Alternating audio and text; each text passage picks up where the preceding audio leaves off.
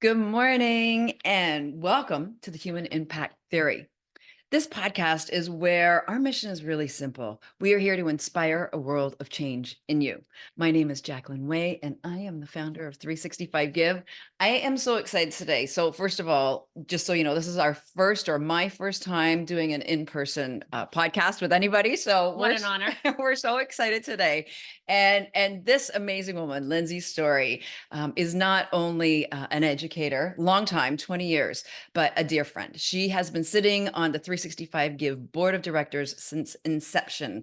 And we're so excited to have her here today because her experience and her time working with children, not only in the classroom, but as a parent, is only going to benefit all of us. And today we're here to talk about a very specific topic, and it's community building.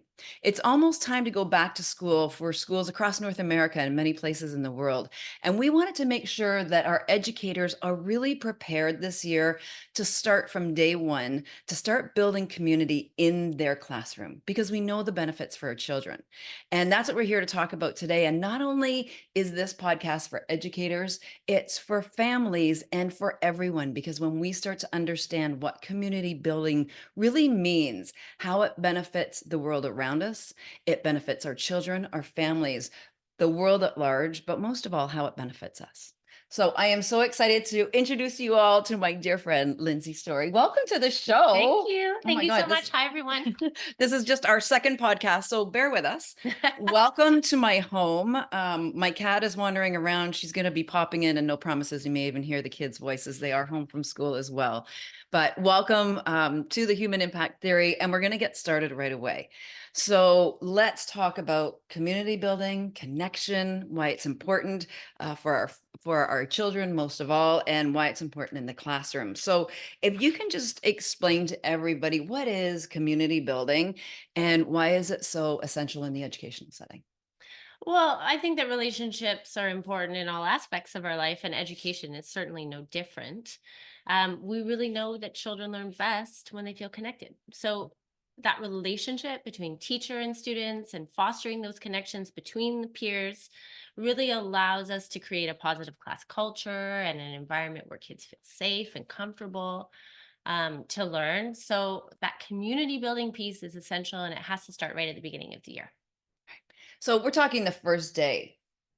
I've seen, and probably many of you out there have seen as well. I've seen those, YouTube videos where the classroom teacher literally finds a secret handshake they might do with a student, or maybe they dance their way into the classroom. Are these some of the things that we might see, or we could use as an example to other educators on how they could start from day one by making the classroom feel fun and actually a place that they want to be, rather than the dread of, we all know it. I got three kids. The dread of the first day of school, the fear that's already taken over for them, the stress and the buildup that comes into it. And then they walk into the school after, for us, it's 9 weeks off. Canada's crazy. We have so many weeks off school. Sorry. I know Yeah. y'all need the break, but are these some of the things that we could see or something? I know we're going to talk about some strategies, but are these Yeah, YouTube videos real that we see with educators being that positive when kids come back to school? I love them. I think they're so inspiring. And I think that that fun piece, that, connection at a really simple level of a happy, warm smile, a warm greeting, I think it's just a great way to start the day. I do understand that for a lot of kids starting school in a new classroom with a new teacher, there's anxiety around what that's going to look like, what, form that's going to take. But I think teachers are really good about putting a lot of energy into that start of the year, getting started on the right foot with the entire class. And teachers will bring to it what they feel most comfortable with, what they're passionate about. It might be a fun handshake or a dance. It might be something else. It might be games, getting to know one another. It might be scavenger hunts. Yeah, there's so many different examples, but really putting our energy into building those relationships right from the get-go, I think, is so important. Getting to know the kids and their families at the beginning of a new school year is really exciting, right? These are the people that we get to spend our days with for the next 10 months up here anyways. And we want that to be a positive experience for ourselves and for the children. We want the learning environment to be a place that kids are excited to be in, happy to be in, comfortable to be in. That just allows for more learning, better focus, all good things in a classroom setting. So Well, and listen, we want to make sure one of the most important things for us in this podcast as well is making sure we give a shout out to the teachers. There is no person to me that's more influential over your child than the educators that touch them over the course of all of the years that they go to school. Our children spend more time in school in their developmental years with educators than honestly they do with me, at least. I personally can't live without them. And I want to give a shout out to all of the teachers, because that first day back isn't just stressful for the kids, it's stressful for the teachers as well. They know what's coming, right? we do know what's They coming, got yeah. 10 minutes, But there's 10 still, months down the road. a few things up in the air those first few days as we get settled and we figure out who's present and what the school year is going to look like at the school level, at the classroom level. There's certainly a level of excitement, though. It's a fresh start, and it's something that I look forward to every September. It's part of. I actually think of years from September September. to August. I think we all do. And so for me, it's a new year, it's a new beginning, and it's something that I really look forward to. So let's talk about the benefits then. And I want to start with the kids and how it actually benefits the kids. But I also want to talk about how this benefits the teachers. Because if it benefits the kids, to me, this can only benefit a whole school community. So let's talk about those benefits to the children and start there. Because there's a lot of studies that have been done on the benefits of community building in the classroom. Yeah, for me, I think that education is so much about taking risks. And we ask a lot of our students, And whether our it's teachers. well, I think for kids, whether they're asking a question, answering a question, trying a new math strategy, putting themselves out there for a presentation. We really do ask kids to take risks. And it's hard to do that if you don't feel connected to your classroom community, right? And we want to create these positive classroom cultures. We want to create these safe learning environments. And that can only be done through connection. So we know that it benefits teachers because when kids feel safe and comfortable and more able to learn, when they know what the expectations are, we treat each other with respect, we treat each other with kindness. That really sets the tone, I find, for the year. And we want to get off on that positive foot so that that ripples throughout, the rest of the year. And as I said, it creates a better, safer learning environment for kids. We want kids to perform. And, I teach in a second language environment, Mm. right? I teach in French immersion. And those poor little brains are on overdrive, all day long. And we really need to understand that piece and the importance of being able to regulate, being able to focus, not just regulate our behavior, but our emotions as well. Anxiety, stress is one of them for sure. And so, this community building, I think it's important as a teacher to really connect and to know the kids and who they are as a learner and as a person outside of school, really take interest in who they are, connect with their families. We're a team. Families and teachers, we're a team. We have to do this together. So having those relationships in place is really helpful too. And then, of course, when the kids get along, that allows for kids to really dive into the learning and less time being spent on managing or helping students to recover from things that happen outside at recess or Right. and that can be something physical or that can be something emotional, and that really plays into how they feel in the classroom. It's just such a huge part of what we do, and I teach younger kids. I really love primary aged kids, and this is a huge part of the curriculum. I mean, the curriculum in place by our government, but also it's woven into everything that we do. And so I place tremendous value in that all year long, but especially at the beginning of the year. So this is really, when we're talking about community building, teachers can really look at this almost checking off their boxes for social emotional learning as well, and it ties directly into their social emotional learning, which is now really a key part of curriculums, but something that teachers have to, they got to check it off as one of their to-dos for the school year, along with the emotional regulation. We see this more and more in schools now, where that's becoming the priority for curriculum, not just learning math and science and history and all of the different curriculum goals that we have. Let's just talk about that educational piece, because I know for parents that are going to be listening, it's so important for so many parents that, okay, this is all kind of, it's even been called woo woo before a little bit, that, yeah, well, if my kid learns this, who cares? But let's talk about why it is important from the educational piece, because I think that's one of the pieces that parents sometimes miss, is that I want my kids to memorize their math. I want them to get an A in everything. It's 99% so they can get into continuing education after high school, or even, getting into private schools, all of the things and expectations that are put on by parents onto our children these days.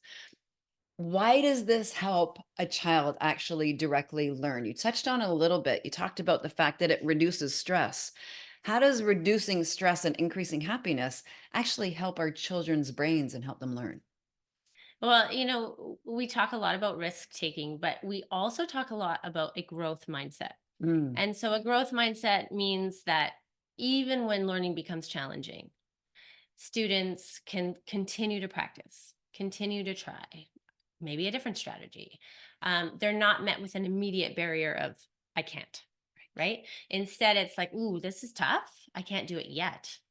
But I know that with effort, or continued practice, whatever that might be, I'll get there, right? And even support from other students if they're connected with other kids. I mean, there's always that kid in class that's better at math than everybody else, And kids are always aware. right? Kids know their own strengths. Exactly. They know the strengths of others. They know it. It's actually quite astounding to me that they can identify who the strong readers are and who the strong math students are and who's the fastest runner and Right. who's the Always. most athletic and who's the best singer. I mean, it doesn't matter what the skill is. Yeah. The kids know. Right. And so they need to feel comfortable in their own skin. And we just know that through those connections with their peers, listening to kids supporting one another, helping each other, encouraging each other, you don't get that kind of dynamic unless you've built those foundations Right. as a community, right? Exactly. Yeah. And kindness is such a huge part of that, right? Showing kindness to others, accepting people for who they are. And right where they are, especially at their learning, because our kids all learn at completely different rates. For Absolutely. those that don't know, in my family, my three boys all have learning disabilities in one form or another. They're neurodiverse children, and so I see this a lot in my kids, where they literally go to their support is with other students, Mhm. even though they have educational assistants that they can go to. Where they get their real support is their connection with other kids, and those kids coming back and helping them, and they wouldn't have that if that wasn't set in the classroom to begin with. No, and children are wonderfully Oh, open-minded, and love to help each other, big-hearted, right? right? Love to help each Yeah. other. Acceptance is not hard for children, but reinforcing the importance of that and understanding that everyone has different strengths, everybody has different needs, and that we need different supports at different times, and that that's okay. That asking for support is okay. Recognizing when somebody needs a little boost is okay. This is what we do. This is what we do in the classroom, but also that ripples out to this is what we do in our family at home. This Mm, is what we do love in the that. community. I know that academics are a huge priority for parents. I'm a parent. I understand that completely as a teacher as well. But what we know about education is that we're trying to prepare our children for the future. The future at this time is fairly unknown. It's at the very least, quickly evolving. And so we need our children who will become adults, who will become our workers and our leaders, our first line, frontline support workers. We need our children to develop the skills necessary to navigate all of that. We need communication, we need collaboration, we need compassion, we need empathy. And I feel like that's a huge part of what we do in education is preparing children for the future. Well, these skills are as important as the academic learning that takes place. I'm gonna take this down too quickly. past because you just brought it up. One is this really shows us how community building, it isn't just for schools. For Absolutely. those people that are watching, when you're at work, this is also applicable. It works the same way, literally, For adults, for right? Bring children. it into our families. And that's such a big effect, and what we do at 365 Give is we always talk about is how does community building affect not only the world at large, the world around us, but how it positively affects us, because when we're happier, we're healthier, we're mentally more strong, we're less stressed. Not only does that then affect us directly, but then it affects everybody around us. And this really sees how this, when we teach these skills to our children in the classroom, this is going to ripple out through literally generations.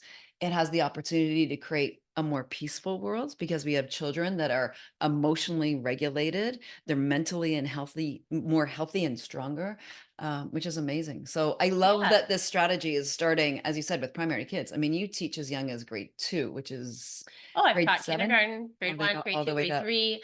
And we talk a lot about, really just filling each other's buckets and the Mhm. importance of of recognizing that sometimes our buckets are empty, and that really makes learning difficult. It makes interactions with our peers and our family members difficult. It's really hard to do very much in a positive way if our buckets are empty. And so recognizing that in others and helping to fill other people's buckets. We tend, when our bucket is empty, we tend to want to empty other people's buckets, Take you from know, them. right. Right. And we're feeling miserable, or we're feeling stressed or angry or upset or whatever it is, and we want others to feel that way. It's like this, reaction that we have, and very young children can understand that concept, even though it's invisible. They get it. And the idea that a small act of kindness can fill somebody's bucket and really turn around their day, Right. really change their perspective on how things are going. And um really connect them to each other. Right. Absolutely, absolutely, and that ripple effect then, right? When somebody's day is turned around, when somebody's bucket is full, what then do they go out and do in the world, whether it's their classroom, their school, their community, their family, right? And so we have to always remember the power of those small acts. And children can start to feel that at a very young age, that empowering quality of giving back or showing a small kindness. It starts so young. And when it becomes a natural habit, well, now we've hit the magic. Right. Well, and I want to refer to a talk that Brene Brown has done, and many of you, I'm sure, have heard of her. And she's done the research around this. And one of the things she does with her husband when she gets home from work every day is they check in with each other's cup. And I have my teacup right here, so it reminded me of this. And I actually do this with a really good friend of mine. Is we do a regular check in, and whether it's at the end of the day or during the week, and I'll check in and just say, "How's your cup?" And you have to give a percentage. Oh, my cup's at 75%. My cup's at 65%. So that the other person, if I'm at 80 and my friend's at 50, I know I've got to do some cup filling I for love them. that. Right. And so this is how this translates. Not only for kids, it's a bucket, right? Why not have a bucket at home that you can use as a family? This is now translating into your family. Could you have a bucket filler right on your dining room table? And how do you fill each other's buckets over dinner when you're having your dinners together or your breakfasts together, whatever that is? Even a Let's simple do it. conversation.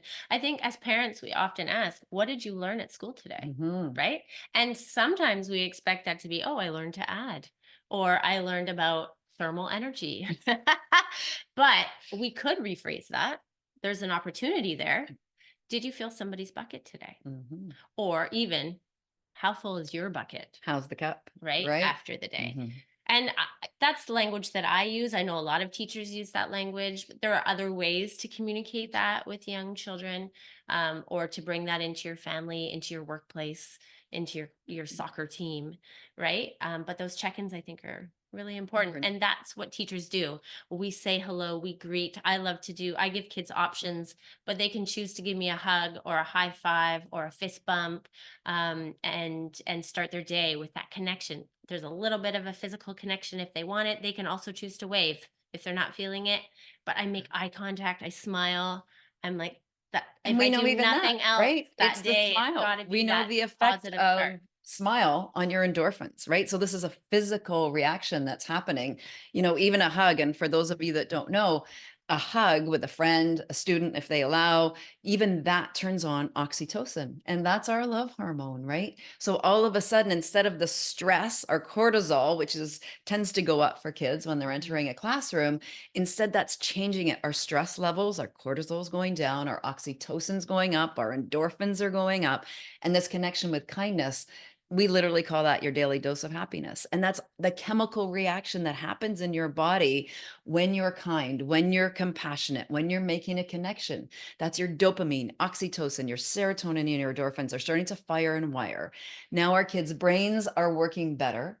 Their body, literally their system from their brainstem all the way down through their body is now more regulated, and they're ready to learn. Their brains are working better, and our kids are actually going to function better in school. So for those of you that are worried about their grades, this actually is going to help them learn. It's going to actually help them function better at school. Their brains are going to be ready to go and ready to learn in a way that works best for them. And I always say that for every student.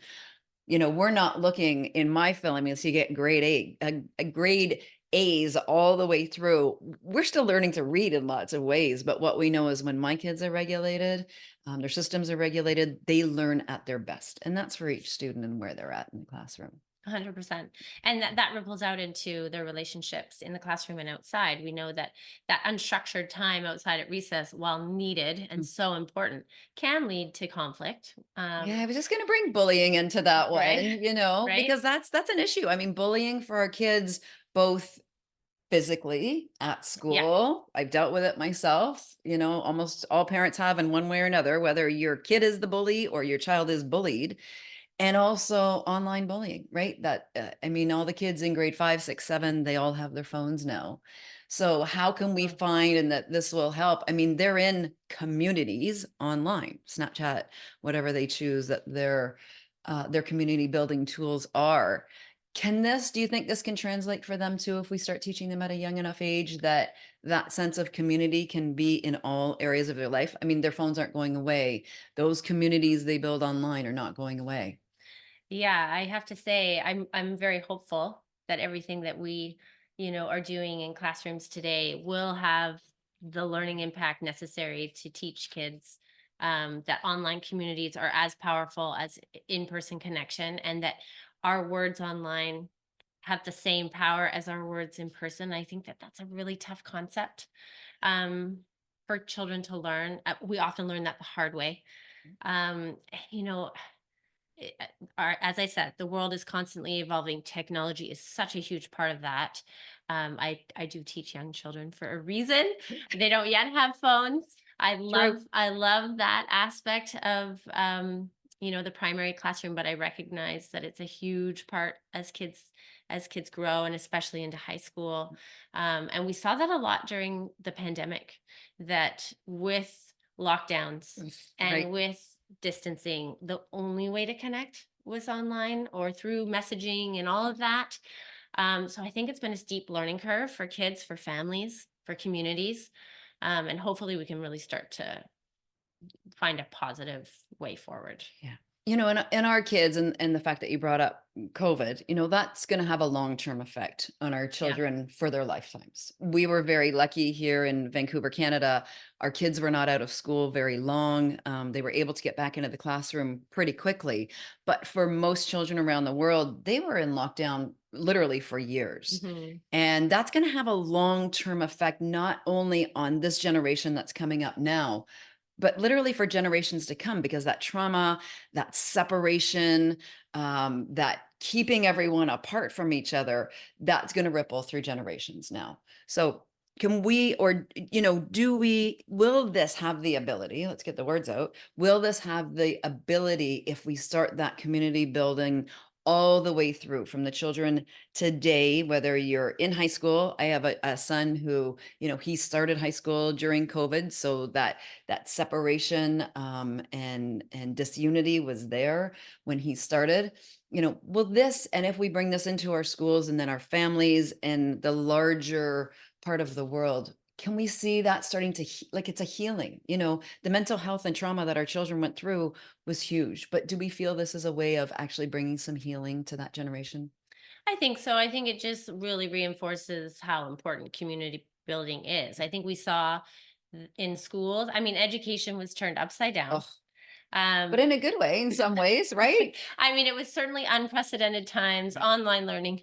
How challenging was that for teachers, for children, for families For who are trying to parents. juggle it all, Yep. work and supporting their kid with school, right? That lockdown was really hard. We were physically disconnected. We come back in, as you said, Vancouver, Canada, BC. We did pretty well. Yeah. We only had a lockdown for a short period of time. However, even when we returned to the classroom, there were several measures in place. Yeah. We were wearing masks, so you don't have that same Can't see that smile, right? right, you don't have that Yeah. same connection. You can't see that facial expression. There was social distancing, so there's still that physical disconnect. And everybody was really doing their best, but children miss a lot of school due to illness. We certainly have seen, I teach primary kids, we've certainly seen some gaps in academic learning. Even today, we see kids who were not yet in school. They were perhaps in preschool or daycare at when COVID first hit, who haven't had the same social opportunities. They haven't had the same opportunities for group learning, for community classes, for teams, um, because of COVID. And we see those gaps in their social and emotional development as Yeah. well as their well-being. So I think it just goes to reinforce even more so at this time the importance of community building. And I do absolutely believe that as we come back together, as we reconnect, as we build those social skills, as we build those emotional skills, these will continue to have ripple effects in a positive direction. um, and I know for older kids, the mental health piece of being disconnected was significant, and we saw a lot of kids suffering from mental health issues. And So still do today, and still do right? today, Yeah. more than ever Before. before, arguably. So I do really think that we need to put our time and energy into this. This is not the time to be cutting counseling services, Right. Extra health and support. Yeah. exercise opportunities, all of that. We know how important those, like, the pandemic taught us the importance of schools as institutions in our communities, as well as these community supports. We need those in place. Yeah. And our educators. I'm going to keep going back with them. Thank As and our educators for that matter. So before we wrap up, because our time's almost done together, I know you and I could talk about this Oh, yeah. probably all day, Yeah. because as we do. Lindsay was truly instrumental. One of the very first teachers ever to teach the 365 Give Challenge directly in the classroom. She actually tested it out for us so that we could morph it, change it, make it what it is today. So for the educators out there, the 365 Give Challenge is so simple and easy to implement in school because the concept is simple. Is how do you encourage, invite, empower in the classroom kids to give back? Just small ways every day to increase their emotional, mental, physical health. How do you find community building and the 365 Give Challenge? How do these go hand in hand? How can you use both of these programs, let's call them, Yeah. to actually create that happier classroom? Well, I think they're absolutely intertwined, at least in my classroom, because we start off the year building community within the class, within the school.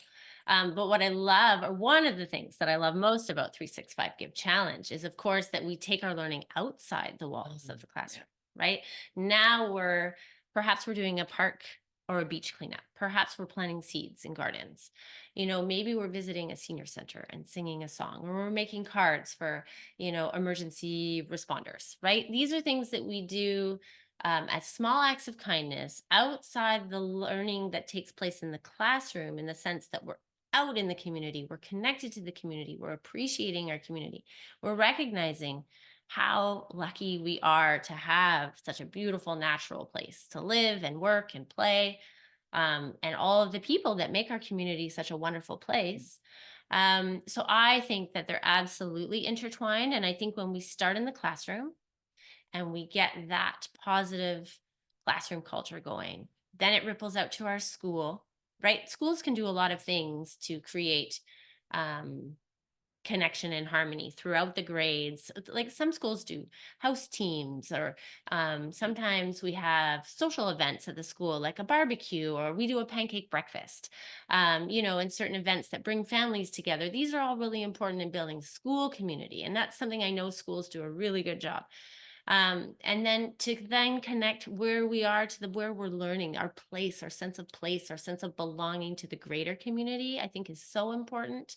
And depending on the gift, sometimes we raise money for charity, and that can have a global impact, right? And what I love seeing too is those connections between our learning and our giving. So when we're doing a really great inquiry in science about marine animals, often our focus in our giving relates to that, because the kids are passionate about these animals. They want to save the ocean, right? So maybe that's That's where what we the like to beach hear. cleanup comes in, right? Right. Or we raise funds for charities that we know are directly working on eliminating plastic pollution, for example. So the learning that takes place academically is so integral to the giving that we do. It's all so interwoven and connected.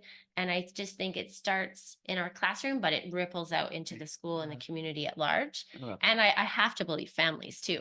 I hear from families about how empowered their children feel, how passionate their children feel, how excited they felt about certain acts of giving that we've done, and how the kids push families to take these things on too. Right? You'll hear about, oh, we worked on supporting marine animals, but some children are dog lovers, cat lovers. They have pets at home, and they want to then apply what they've done to support the local SPCA, or maybe they create a giving calendar at Christmas time, and they Right. find The small lemonade ways. stands. How many parents have done the lemonade stands many That's right, and times? then that money gets donated to the Exactly, aquarium or right? whatever Yeah. it is, Yeah. right? I've even heard of children donating some funds from their birthday Their parties, birthday parties, asking yeah. for toonies to be, given to their favorite charity. Every small Yeah. thing counts, and I don't think that we can discount the impact that young people can have. And if we raise young people to have these habits, and we allow them to feel that helper's high, right? We know then ripples out into more acts of giving, right? It creates this lifelong, not just a habit, but desire to give back. Yeah. And the world needs more of that, Right. right? That's the peace. That's the unity. That's Right. what we actually all want, isn't it? Right. Live in a happier, healthier, more peaceful world. So I love that Absolutely. this starts, and it's why we wanted to bring this conversation to you all today, is understanding that community building isn't just something you do with your children at school, or we expect our schools to take on, or our educators. This is something that continues through a whole lifetime. So whether you're a parent listening to this, whether you're at work listening to this, look at the ways that you can integrate this into your own life. What are you doing to build community, both from your home, from your workplace? Because this world never changes until we all take the time to change. And that change comes from us individually. It comes from us in a friendship group. It comes Yeah. with a community group. Yeah. So look at the ways that you can start today. How can you start building community right where you are? Start having these conversations that matter, because the only way we're going to have the world we want is when we all start to do those little things that are going to keep us tied together and create a community in our own homes and out into our own neighborhoods. So And thank beyond. you. And beyond, Yeah. Yeah. right? And beyond. So thank you, my friend. Thank you Thanks for for my having first me. in person. So It's been a welcome pleasure. everybody to my home, and thank you for being with us. I've been wanting to have this conversation with you and for our audience for a long time. So thank you, my friend. I love you. We love Thank you you. very much. Thank you for coming. Remember to subscribe below. The Human Theory podcast has just started, and we're excited to bring you more and more conversations that are going to make a difference to you in your own life, and that are going to make a Absolutely. difference to the world around us. So thank you so much, everyone, for coming, and we'll see you next time.